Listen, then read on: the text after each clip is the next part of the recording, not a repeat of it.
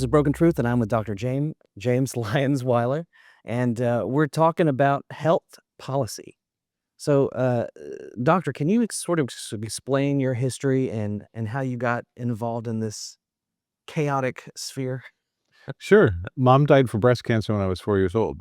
Okay. And when she died, I realized that, the doctors that I was counting on, they tried their best. I don't have any animosity, but I had to watch her writhing in pain, m begging to die because my father had hid her pain medication. And I remember that vividly. And I remember the day that she died, and it was on Valentine's Day. And my sisters and I came home with armfuls of Valentines and all the rest. So, Um, I'm an evolutionary biologist by training, but in the year 2000, um, medicine had invented a new way to study cancer. They could interrogate, at the time, it was 8,000 genes at once in tumors versus normal. And I'm like, whoa, wait a minute, this is really exciting. Um, but became an expert in data analysis before then, complex data analysis. So I could see that the clinicians weren't not going to know how to analyze it in a way that didn't fool them or waste people's time. So I jumped into that, and I've been doing biomedical research since 2000 to help clinicians do the research better and faster. And yeah, so I've extensive publication in this area of finding biomarkers for diagnosis and therapy outcome. And I worked with the National Cancer Institute. I was at the University of Pittsburgh Cancer Institute itself, UPCI Hillman Cancer Center, Department of Pathology at the University of Pittsburgh. And in 2014, when Ebola came, I decided to take a look at Ebola um, and follow everything, and I ended up writing a book. Okay. That was my first book. My second book was a book called Cures versus Profits, where I looked at the tension between, at the time, it was kind of a new question. Other people had talked about it, but I did 16 different chapters on the question of how can we bring excellent medical options to market in spite of the perverse profits motives. And I decided to add a chapter on vaccines. Okay. And when I looked at the science, we were told vaccines are safe and effective. Right. I looked at the science, and I'm an expert that was doing all the science at the University of Pittsburgh. They gave me a research core, and I was helping hundreds of researchers do research better. Um, I said, wow, this is really garbage. I felt like we were flying blind. And the floor went out from underneath me. I'm thinking about all the kids that were kind of receiving these vaccines, and we really don't know. What about autism? What about ADHD? What about autoimmunity? These were the big ones for me. What about chronic illness? And at the time, autism was really taking off. It was in 1970s, it was 1 in 10,000. At that point in time, it was about 1 in 36, and now we're, 1 in 42, and then over time, and every 4 years, we could see it's increasing. So there's some dire consequence if we don't act. So I felt I was really given my skill set, my knowledge, my passion to reduce human pain and suffering through knowledge and science. Sure. I had really better take a look at this question of vaccines, and I'm glad I did. I've been at it ever since. And Bobby and I met, Secretary Kennedy and I met in 2015. I used to travel to state capitals a lot to testify about the actual state of science on vaccine safety. So I got to know him pretty well, and we've been working together. There are 8 million questions I could ask you, but since you have dropped vaccines and oncology and cancer research, let's kind of focus on that. Are you familiar with Kevin McKernan's work in identifying components of SP40 Of course. in the Pfizer vaccine? Yeah. What's your opinion on that? And in a broader scope, SV40 all the way back to the polio vax? Because I've looked into the research that was done to verify that it didn't cause cancer, and Yeah. that seemed to be a little Sketchy? curious to me. Little thin? Yeah, well, listen, they found, the simian virus 40 in the MMR HRV in the MMR, simian virus 40 in the polio virus vaccine, and the question was, is there a risk at the population level of any serious I consequences? should say also, simian virus 40 is a monkey virus that was found in cultured kidney cells that were used to develop the vaccines in the 60s. Is that close? You got it. Great. Okay. So, Judy Mikovits actually, Dr. Judy Mikovits actually brought out the HRV problem, and Anthony Fauci and Tony Fauci and Collins actually buried it by trying to destroy her career. So listen, we have a problem where if the message of the potential oncogenic effects of vaccines are buried, and then we see that a lot of people are getting cancer, I think it's worth asking, what was the basis of the decision? And what's the official policy statement? Then you're right. They went to look at whether there was an association between cancer and this, and they just kind of did a whitewash, which is what they do with all these problems. And then the official policy statement was, yes, we'll admit that it's there, but it's not considered a risk factor. Right. It's not known to not be a risk factor, but it's not considered a risk factor. It's a very weak, passive-aggressive policy statement. You Unfortunately, I think like a lot of people in our country right now, my family's had to deal with members that had cancer and going to big medical centers like UCLA Medicine. Mm-hmm. I was shocked to see that they did not bother type like genetically testing the tumors. You would think at this point you'd want to see the face of the enemy, but they're not doing that. They're using the same process that they've used for what, 40 years? Yeah. Why do you think that is? Why does medicine have a blind spot to improvements in cancer treatment? When I was at the University of Massachusetts as a young assistant professor, and I was talking with a neuroscientist who was studying Alzheimer's, I very quickly came to the conclusion, within weeks of looking at the science, that aluminum was important in Alzheimer's. Mm. It was obvious. I was told, can't talk about that. When I wrote my book on autism, the environmental and genetic causes of autism, for which I read 2,000 studies, I had Richard Fry, who is one of the world's leading researchers in autism, read it to see if he would write the foreword. He said, my gosh, you've done a great job. You just defined the next 3 years of my research program. Thank you. Right. I said, well, Richard, if this is true, we need to tell all the pediatricians, we need to tell the oncologists, we need to tell everybody doing developmental. He said, wait, well, hang on. They already know. They just can't talk about it or they'll lose their funding. Sure.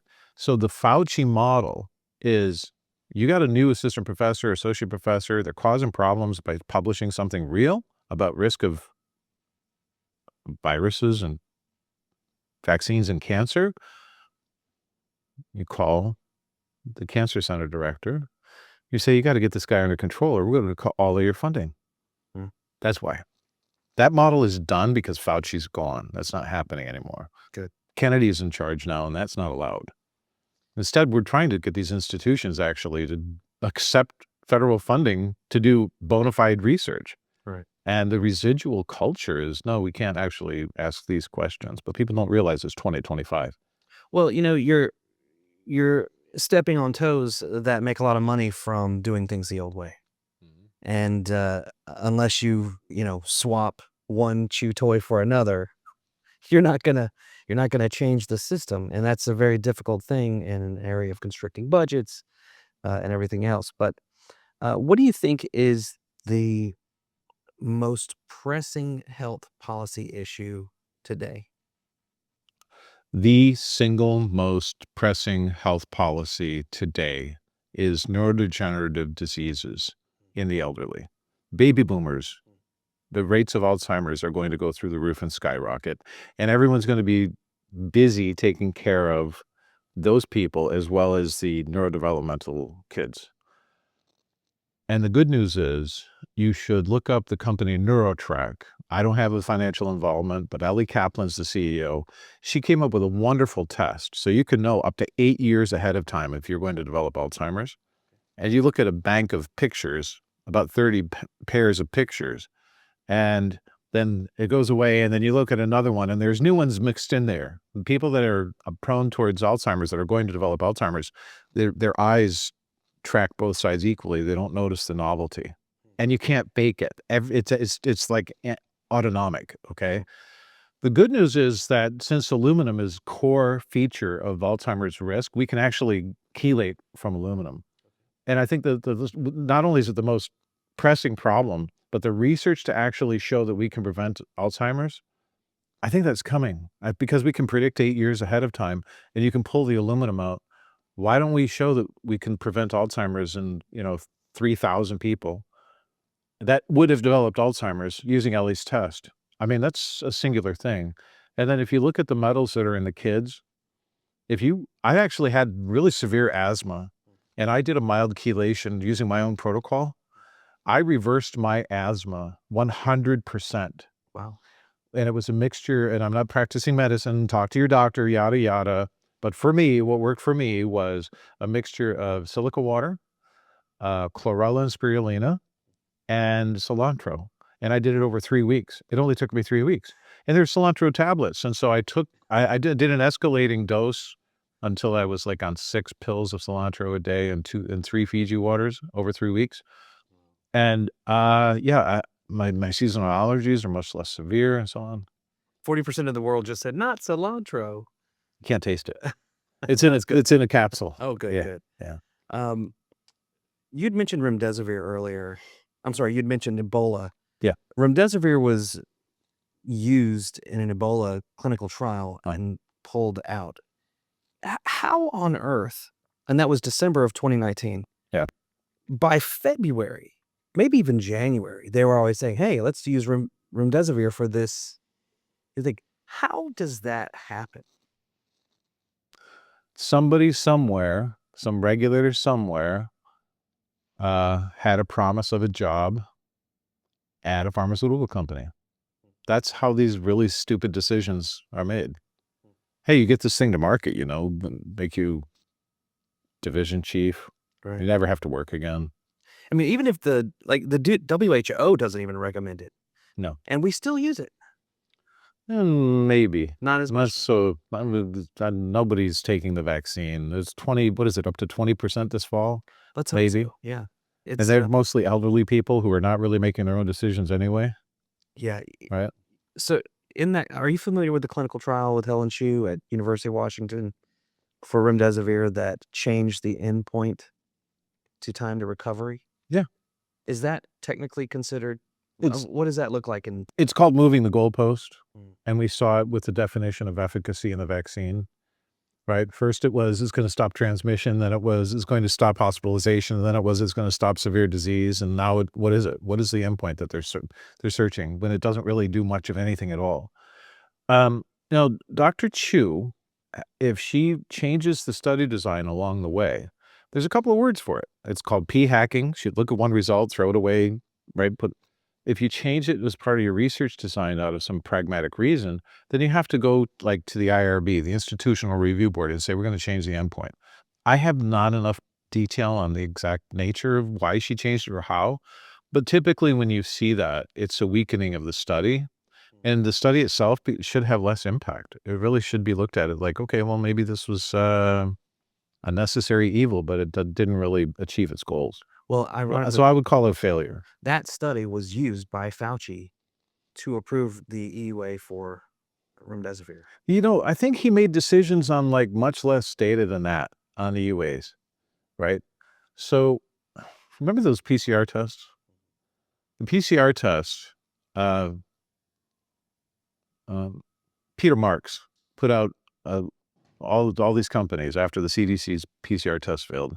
Peter Marks put out a request that these people seeking EUAs for the PCR test really need to provide evidence that the tests detected the virus when it was in fact present. But he never put out, until I asked him to, request to show that the virus did not detect the test did not detect the virus when it wasn't present. So what you want, but it's complex. But if you have a low prevalence condition like cancer, and you did a CT scan on everybody in the population, you're going to find a lot of false positives. You're going to biopsy them. If you biopsy them as secondary follow-up, you're going to kill more people just from infection than you would have saved from cancer. Well, think about it with respect to the RT-PCR. Listen, if all they had to do was have a negative control in every kit and then sequence 1% of all the cases to see was the virus actually present.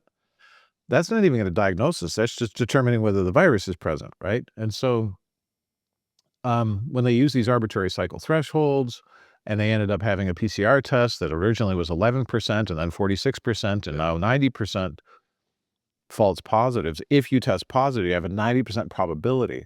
That's a problem because you think you have COVID and you're not going to be given any treatment for bacterial pneumonia, and you're going to end up on a ventilator during the height of COVID, and you're going to die. That's what the problem is. That's the cost of the false positive. And I've had peer-reviewed publication on the cost of the false positives. And I've testified in cases on it. And one of the federal judges out in California on a restaurant case actually cited me And so Dr. Lyons-Weiler says that because it was 50% at the time, the false positive risk, if you tested positive, was 50%, that he cited me, that we can reduce our fear over the pandemic by 50%. That's what that literally means.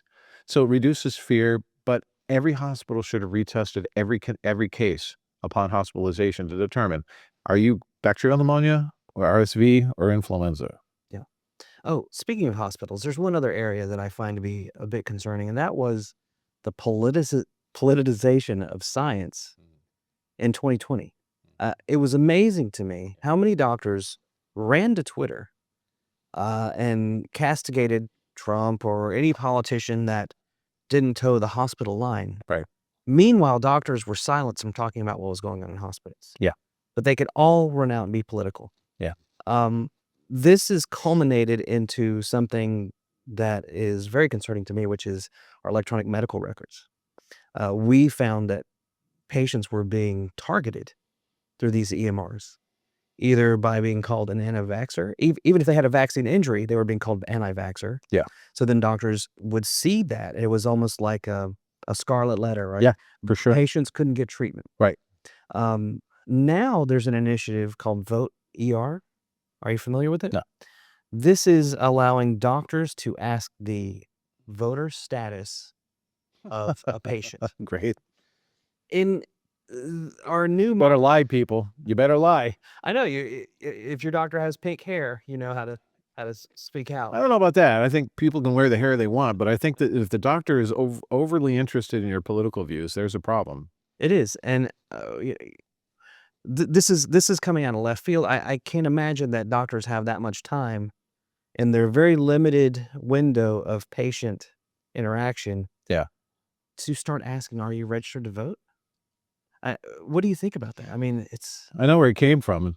Around 2015 or 2016, the pharmaceutical companies, the vaccine manufacturers in particular, gave a lot of money, started giving a lot of money to the DNC, the Democratic National Convention.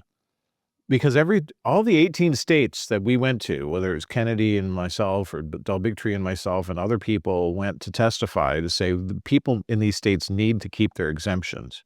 It was always the Democrats that were trying to steal your individual rights. It was always them. And in talking with the activists that would try to talk to the politicians, the elected representatives and so on, they would say, listen, my hands are tied. If I don't support this bill to take away these exemptions, I will lose my campaign financing from the mothership. They mean the DNC. I won't get Hillary Rodham Clinton's endorsement or whoever, right? Barack Obama. And so that politicization of medical policy on vaccines at the state level, then of course translated into medical politicization of science, because guys like myself would show up and Kennedy would show up and say, have you looked at the science on thimerosal? The organic component of the mercury stays in the brain basically forever compared to methylmercury, and yet these guys are telling you that it's safer. There's a doctor here, Larry Palevsky, who did a great job in Connecticut. On Mother's Day, I think it was 2018, I got a call. I'm sitting in the basement of my mother-in-law's house, and I'm eating my mashed potatoes, and Connecticut calls and they say, Del Bigtree can't make it. Can you come? Right? So I get on the phone. I get on the phone. I make my reservation. I go. And I show up, and there's Larry. And Larry gives this great lecture to the committee on aluminum. The hazards of aluminum. Aluminum is used to reliably and routinely induce autoimmunity in animals. The same kind of aluminum hydroxide, is used for lupus, Sjorgen's syndrome, which is autoimmunity of the tear ducts, asthma, rheumatoid arthritis. If you want to study the drugs to treat the animals, you inject them with aluminum hydroxide, you give them the right antigen. Asthma is induced just by antigens that are floating around in the laboratory. So then you could test your asthma drugs.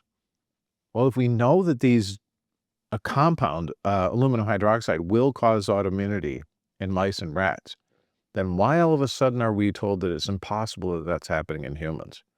And the interesting thing is, if the rats and the mice have a genetic predisposition, they're made to have a genetic predisposition to that disease, you can use a lower dose.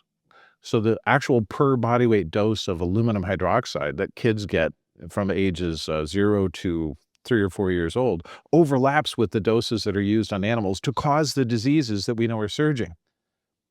So listen, the politicization of science needs to stop unless Democrats want to continue to have kids with asthma, ADHD, autism, and other neurodevelopmental disorders. Uh, yeah, I don't know how we fix this issue because it seems to be getting worse, but it starts in our schools. And I don't know how HHS can approach that. I don't know if it's a problem that HHS can fix. Maybe just don't send your kids to those schools? No, I think since education is now a state level responsibility, it's the responsibility of every parent and anybody who's thinking of becoming a parent to make sure that when you send your kid to school, that it has a curriculum that's married to reality, Right. not married to some agenda, right? And reality means real biology. It means learn real history, not just a biased version of history. If your school is teaching your kid that that they're privileged because of their skin color or because their parents are doing well and they live in the suburbs, and that in some way they need to pay a fee to the rest of society over that cost, then why don't you just teach Marxism? Why not just teach Marxism? Just be, if you're going to be a communist, go ahead and do it. Well, in California, that's kind of what they do. Yeah. The teachers unions have embraced Right. extreme And Marxism. so parents should say, I don't want my kid to learn Marxism, so I'm not going to support this school. We could go on forever, and unfortunately, we're out of time, but how can people find you and stay up to date with your work? Great. Thanks for asking. So you can find me on Popular Rationalism at Substack. Okay. I write almost every day. You can also find my articles on the MAHA report on that's the official publication organ of the MAHA initiative. And you can go to ipak-edu.org and sign up for courses and learn science and history of law and immunology and all kinds of things. Excellent. Doctor, thank you so much for being with us. Thanks for having me. Have a wonderful day. Yeah, thanks.